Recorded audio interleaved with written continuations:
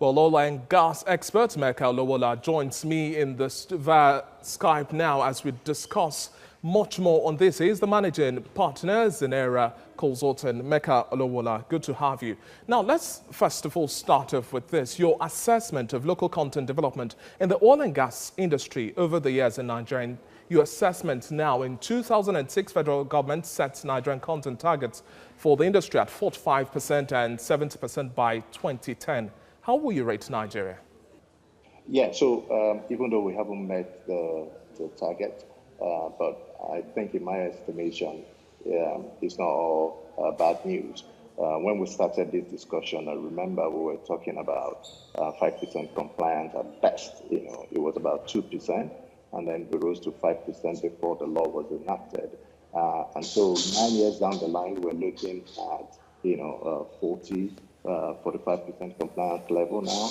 I think that is commendable, even though we still have a lot of room to go. If we're going to be like countries like Venezuela that are, being able to turn this around and use it as a mainstay for their economy, we will need to do a lot more. But, the trend has been positive and it's quite encouraging. Now, Mecca, adopting local content policy and its benefit to economic development to all rich nations is not necessarily new, but conversations continue on value addition. What are your expectations in developing a strong roadmap towards value addition in Nigeria for the next 4 years? Let's do a comparative analysis of that with what we've done so far. In terms of local content, I missed one word there that you mentioned, but assume that we're still talking about local content. In terms of what we've done in the last 4 years, I think we need to see more aggression from the Nigerian Content Development and Monitoring Board. Like I said, we've done very well, but we now need to have zero tolerance for non-compliance. The greatest culprits here are IOCs, and we need to have the courage and the political will to go in and say, hey, guys, you have to do what is right. In your own countries, you comply with these laws and these acts, and you must do the same thing here. Now, when that is done, and then you translate the gains that come in from, all of those compliances into capacity development, what you will then find is that you will see indigenous companies come up even stronger to be able, to deliver value and service in the upstream sector.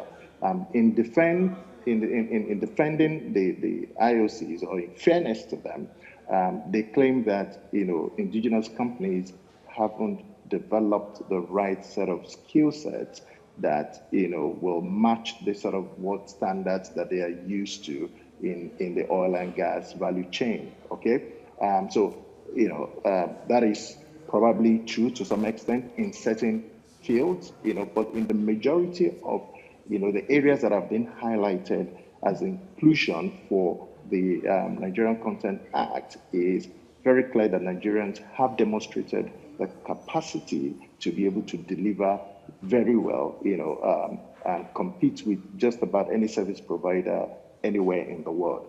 So in the next 4 years, what we should be doing is to actually have a zero tolerance policy, where before you get approvals for oil license renewal, before you get approval for your budget, when you go to NAPIMS, we will check thoroughly and also gauge, instead of just checking and inspecting, they should go to the indigenous service providers as well, to find out how compliant are the IOC, the international oil companies, in this regard, and then we will see things start to change very, very rapidly. So because if your license is not renewed, for the next 20 years, you would do something different. It will send a very strong signal to all the IOCs, and you start to see, compliance pick up aggressively, because we need to get to 70%.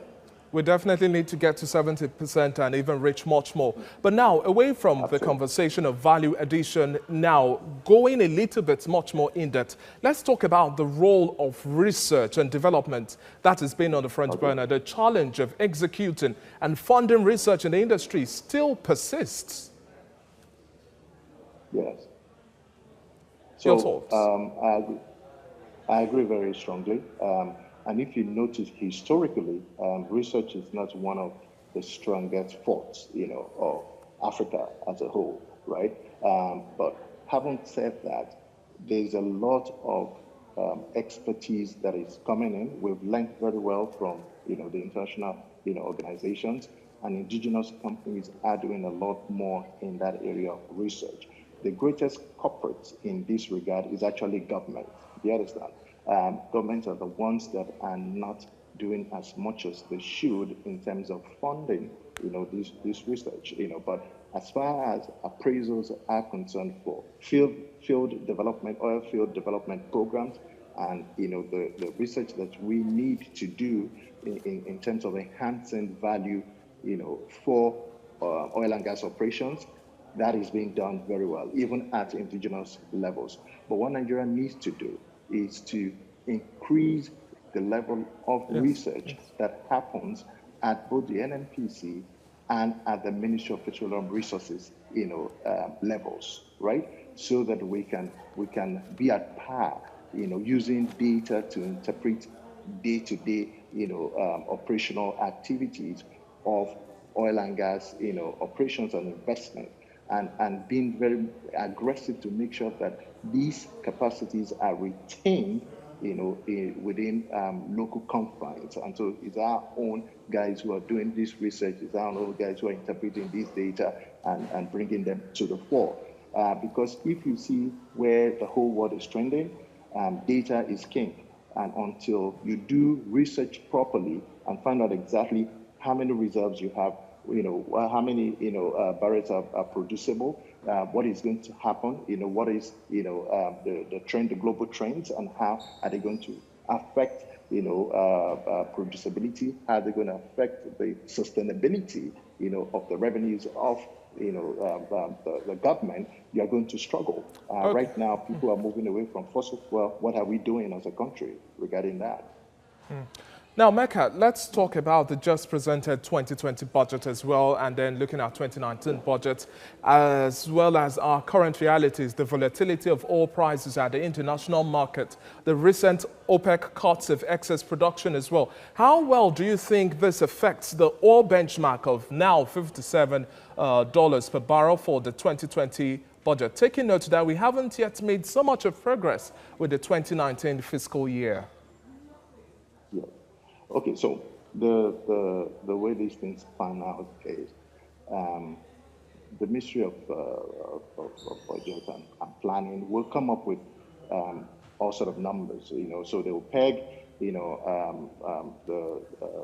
$33 billion budget for 2020 at say, 55 barrels, $55 per barrel or $57, dollars per barrel or what have you. You see, but that's not the issue. The issue is that Nigeria is not able to meet the production quota to even service the budget. All right? That's what everybody is not looking at. If you look at, so we say we want to produce 2.2 million barrels a day next year to be able to service the budget, right? How much have we been able to produce in 2019, right? So that's the critical That's about question. 1.8 thereabouts. Okay, so some of those numbers are very aggressive, right? Some are, if you look at it, the actual production sometimes go below 1 million, barrels per day, right? Because there's a lot of underreporting of losses that's going on, and also because it's not politically correct for us to record, some of those losses. They don't come out, very fashionable and very defensible for us. So, but the issue is that of maintaining production levels. Yes, the oil prices are volatile. We've seen it come because of restrictivity, within the Middle East. When the oil tanker was, ostensibly attacked by Iran, we saw all that whole spike go to up to $65, dollars per barrel. We've seen all sort of shifts happening. U.S. is still defending, oil prices by pumping, shale. Right now, the U.S. government is the number one, producer of crude oil as we speak, hovering between 11 million barrels and 12 million barrels a day. and pushing Saudi Arabia to the back bonnet. So what I'm saying is that all of that dynamic is going to affect prices, no doubt, and it's going to be difficult to peg what the numbers will be at a certain ratio. When OPEC meets in Vienna next month, we will find out if we're going to maintain the cuts just to defend the price of oil or not. But having said that, please, we need to focus on even being able to produce the barrels in the first instance to be able to meet and service our budget aspirations.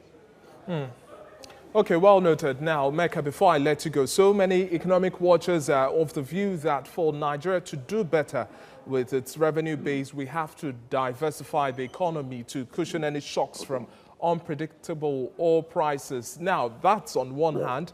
And then the other is, what's also your scorecard, looking at how well we fared with vandalism, oil bunkering, militancy, checkmating these menaces to ensure that we meet production capacity?